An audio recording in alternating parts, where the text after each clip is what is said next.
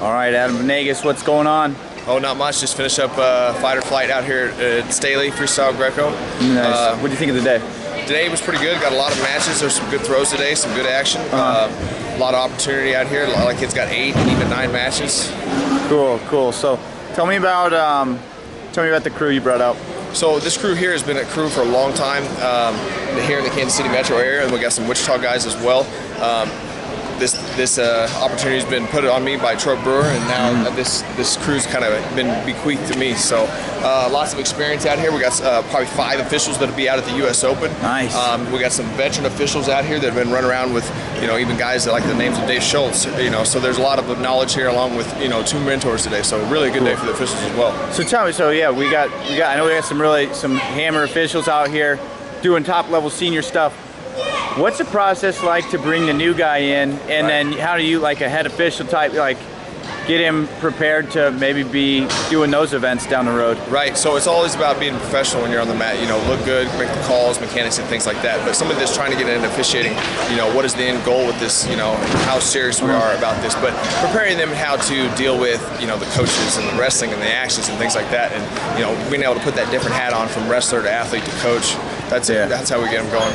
Seemed like there was no problems with the coaches or fans or anything. It was kind of quiet day, I felt like. Yeah, it was a pretty smooth day. The wrestlers usually, take care of business. There's not a lot of issues. And of course, this area, a lot of familiarity with a lot of the coaches and officials as well. Kind of same story, different year type of thing. Nice. So how do you grow with the sport? New techniques are coming out, new tactics, rules change, so tactics change.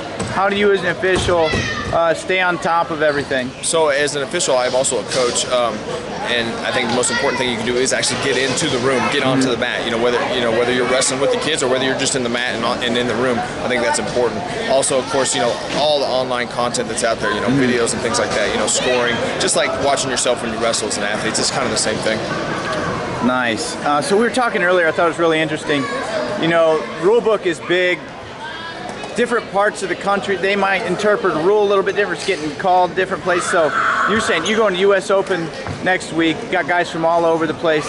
What do you do as a group to kind of be in line for when that tournament starts, when the first whistle blows? Right. So in such a big unit like that, coming from across the nation, there's different philosophies and concepts and things. So it is sometimes tough to mesh together and get on the same page. So that's why beforehand, the clinic and the things like that, to allow you to get to these these rules called the way they need to be called. Nice. How'd you get into officiating? Just like anybody else, I got a phone call, hey, you want to make some cash, and started doing some kids terms and things. But eventually it led to kind of a passion and love for it as I coached and we're at these tournaments. In fact, one of my mentors is actually here. A lot of these dudes taught me what I know now. Cool. So clearly you like wrestling. Sure. U.S. Open, it's one of my favorite events. Just some of the brackets are so loaded, but you're also a human.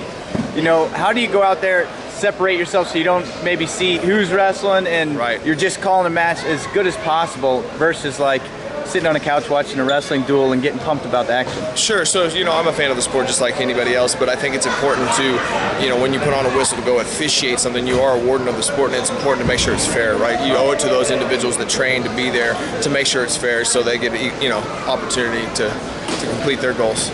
Cool. How can if somebody's interested, how can they get kind of in a pipeline and start going? I think the most important thing to do is contact your state director, your official director, and see what that process is. But I know that you can go to USAWrestlingMembership.com and get yourself a wrestling leader card and apply for a USWOA license. That'd be your first step, and then contact your director or even contact myself. Cool. You pumped for next week? Very much so.